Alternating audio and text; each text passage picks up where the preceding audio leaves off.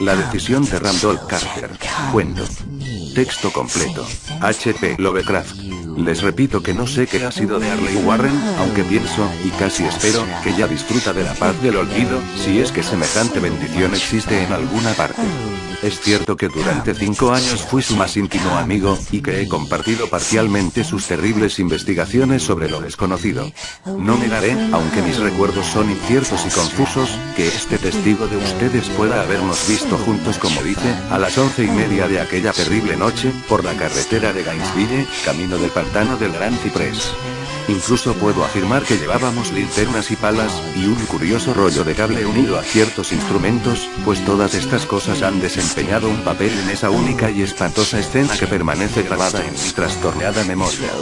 Pero debo insistir en que, de lo que sucedió después, y de la razón por la cual me encontraron solo y aturdido a la orilla del pantano a la mañana siguiente, no sé más que lo que he repetido una y otra vez. Ustedes me dicen que no hay nada en el pantano ni en sus alrededores que hubiera podido servir de escenario de aquel terrible episodio. Y yo respondo que no sé más de lo que vi. Ya fuera visión o pesadilla, deseo fervientemente que así haya sido, es todo cuanto puedo recordar de aquellas horribles horas que viví, después de haber dejado atrás el mundo de los hombres. Pero ¿por qué no regresó Arley Warren? Es cosa que solo él, o su sombra, o alguna innombrable criatura que no me es posible describir, podrían contar. Como he dicho antes, yo estaba bien enterado de los sobrenaturales estudios de Arley Warren, y hasta cierto punto participé en ellos. De su inmensa colección de libros extraños sobre temas prohibidos, he leído todos aquellos que están escritos en las lenguas que yo domino. Pero son pocos en comparación con los que están en lenguas que desconozco. Me parece que la mayoría están en árabe. Y el infernal libro que provocó el desenlace, volumen que él se llevó consigo fuera de este mundo, estaba escrito en caracteres que jamás he visto en ninguna otra parte. Warren no me dijo jamás de qué se trataba exactamente. En cuanto a la naturaleza de nuestros estudios, debo decir nuevamente que ya no recuerdo nada con certeza, y me parece misericordioso que así sea, porque se trataba de estudios terribles, a los que yo me dedicaba más por morbosa fascinación que por una inclinación real. Warren me dominó siempre, y a veces le temía. Recuerdo cómo me estremecí la noche anterior a que sucediera aquello, al contemplar la expresión de su rostro mientras me explicaba con todo detalle por qué, según su teoría, ciertos cadáveres no se corrompen jamás, sino que se conservan carnosos y frescos en sus tumbas durante 1000 años. Pero ahora ya no le tengo miedo a Warren, pues sospecho que ha conocido horrores que superan mi entendimiento. Ahora temo por él. Confieso una vez más que no tengo una idea clara de cuál era nuestro propósito aquella noche. Desde luego, se trataba de algo relacionado con el libro que Warren llevaba consigo, con ese libro antiguo, de caracteres indescifrables, que se había traído de la India un mes antes. Pero juro que no sé qué es lo que esperábamos encontrar. El testigo de ustedes dice que nos vio a las 11:30 en la carretera de Gainesville, de camino al pantano del Gran Ciprés. Probablemente es cierto, pero yo no lo recuerdo con precisión. Solamente se ha quedado grabada en mi alma una escena, y puede que ocurriese mucho después de la medianoche, pues recuerdo una opaca luna creciente ya muy alta en el cielo vaporoso. Ocurrió en un cementerio antiguo, tan antiguo que me estremecí ante los innumerables vestigios de edades olvidadas. Se hallaba en una hondonada húmeda y profunda, cubierta de espesa maleza, musgo y hierbas extrañas de tallo rastrero, en donde se sentía un vago hedor que mi ociosa imaginación asoció absurdamente con rocas corrompidas. Por todas partes se veían signos de abandono y decrepitud. Me sentía perturbado por la impresión de que Warren y yo éramos los primeros seres vivos que interrumpíamos un letal silencio de siglos.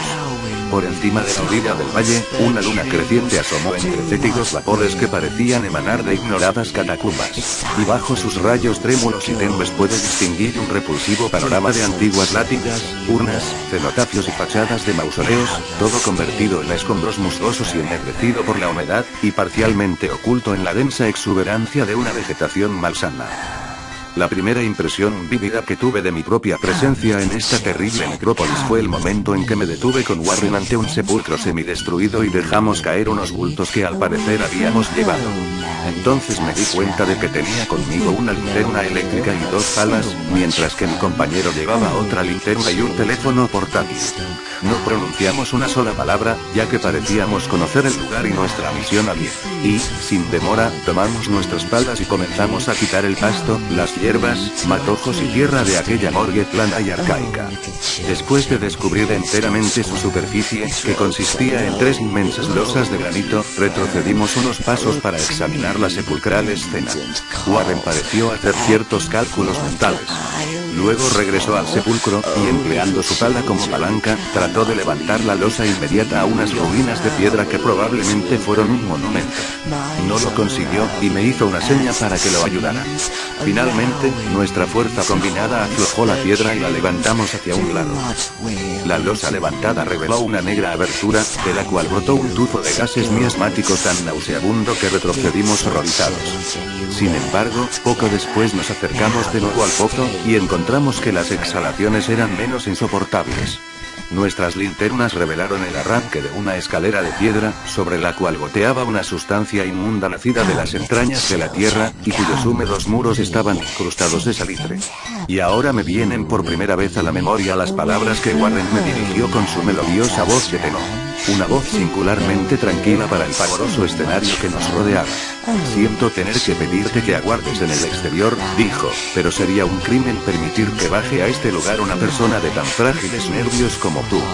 No puedes imaginarte, ni siquiera por lo que has leído y por lo que te he contado, las cosas que voy a tener que ver y hacer. Es un trabajo diabólico, Carter, y dudo que nadie que no tenga una voluntad de acero pueda pasar por él y regresar después a la superficie vivo y en su sano juicio. No quiero ofenderte, y bien sabe el cielo que me gustaría tenerte conmigo. Pero, en cierto sentido, la responsabilidad es mía, y no podría llevar a un manojo de nervios como tú a una muerte probable, o a la locura. Ya te digo que no te puedes imaginar cómo son realmente estas cosas. Pero te doy mi palabra de mantenerte informado, por teléfono, de cada uno de mis movimientos. Tengo aquí cable suficiente para llegar al centro de la Tierra y volver. Aún resuenan en mi memoria aquellas serenas palabras, y todavía puedo recordar mis objeciones. Parecía yo desesperadamente ansioso de acompañar a mi amigo a aquellas profundidades sepulcrales, pero él se mantuvo inflexible. Incluso amenazó con abandonar la expedición si yo seguía insistiendo, amenaza que resultó eficaz, pues solo él poseía la clave del asunto. Recuerdo aún todo esto, aunque ya no sé qué buscábamos. Después de haber conseguido mi reacia aceptación de sus propósitos, Warren levantó el carrete de cable y ajustó los aparatos. A una señal suya, tomé uno de estos y me senté sobre la lápida añosa y descolorida que había junto a la abertura recién descubierta. Luego me estrechó la mano, se cargó el rollo de cable y desapareció en el interior de aquel indescriptible osario. Durante un minuto seguí viendo el brillo de su linterna y oyendo el crujido del cable a medida que lo iba soltando. Pero la luz desapareció abruptamente, como si mi compañero hubiera rodado un recodo de la escalera, y el crujido dejó de oírse también casi al mismo tiempo. Me quedé solo, pero estaba en comunicación con las desconocidas profundidades por medio de aquellos hilos mágicos cuya superficie aislante aparecía verdosa bajo la pálida luna creciente. Consulté constantemente mi reloj a la luz de la linterna eléctrica, y escuché con febril ansiedad por el receptor del teléfono, pero no logré oír nada por más de un cuarto de hora. Luego sonó un chasquido en el aparato, y llamé a mi amigo con voz tensa. A pesar de lo aprehensivo que era, no estaba preparado para escuchar las palabras que me llegaron de aquella misteriosa bóveda, pronunciadas con la voz más desgarrada y temblorosa que le oyera a Arley Warren. Él, que con tanta serenidad me había abandonado poco antes, me hablaba ahora desde abajo con un murmullo trémulo, más siniestro que el más estridente alarido. Dios. Si pudieras ver lo que veo yo. No pude contestar.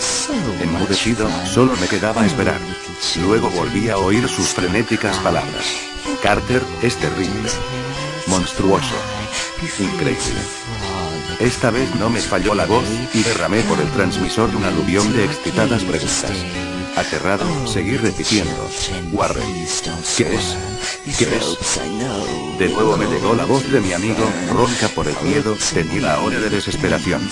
No te lo puedo decir, Carter. Es algo que no se puede imaginar. No me atrevo a decírtelo.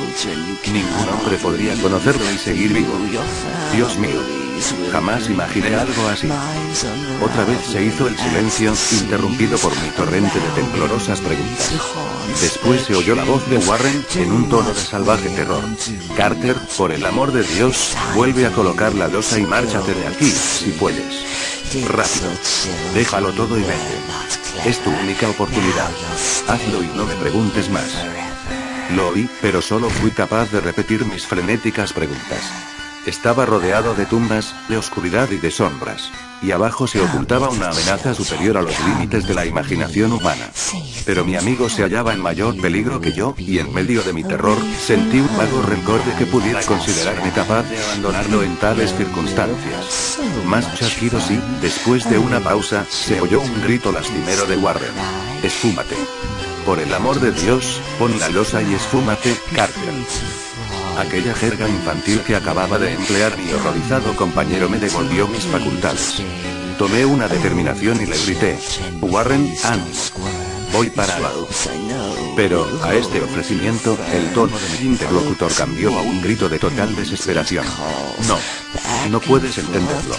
Es demasiado tarde. Y la culpa es mía. Pon la losa y corre. Ni tú ni nadie puede hacer nada ya». El tono de su voz cambió de nuevo.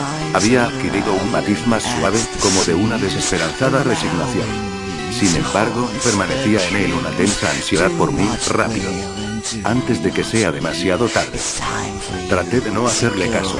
Intenté vencer la parálisis que me retenía y cumplir con mi palabra de correr en su ayuda, pero lo que murmuró a continuación me encontró aún inerte, encadenado por mi absoluto horror.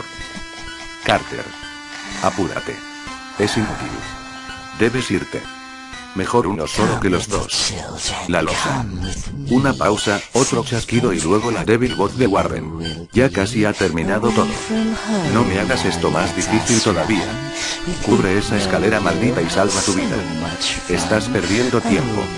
Adiós, Carter. Nunca te volveré a ver». Aquí, el susurro de Warren se dilató en un grito que se fue convirtiendo gradualmente en un alarido preñado del horror de todos los tiempos. «Malditas sean estas criaturas infernales. Son legiones. Dios mío. Esfúmate. Vete. Vete». Después, el silencio. No sé durante cuánto tiempo permanecí allí, estupefacto, murmurando, susurrando, gritando en el teléfono. Una y otra vez, por todos esos eones, susurré y murmuré, llamé, grité, chillé. «Warren. Warren. Contéstame, ¿estás ahí?».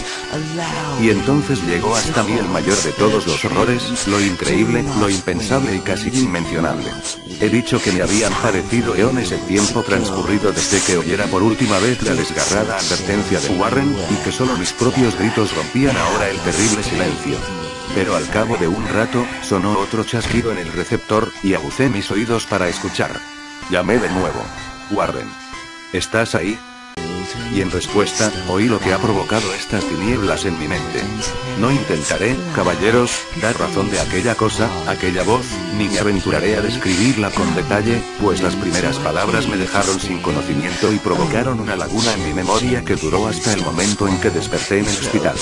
Diré que la voz era profunda, hueca, gelatinosa, lejana, ultraterrena, inhumana, espectral. ¿Qué debo decir? Esto fue el final de mi experiencia, y aquí termina mi relato. Oí la voz, y no supe más. La oí allí, sentado, petrificado en aquel desconocido cementerio de la hondonada, entre los escombros de las lápidas y tumbas desmoronadas, la vegetación putrefacta y los vapores corrompidos. Escuché claramente la voz que brotó de las recónditas profundidades de aquel abominable sepulcro abierto, mientras a mi alrededor miraba las sombras amorfas necrófagas, bajo una maldita luna menguante. Y esto fue lo que dijo: «Tonto, Warren ya está muerto».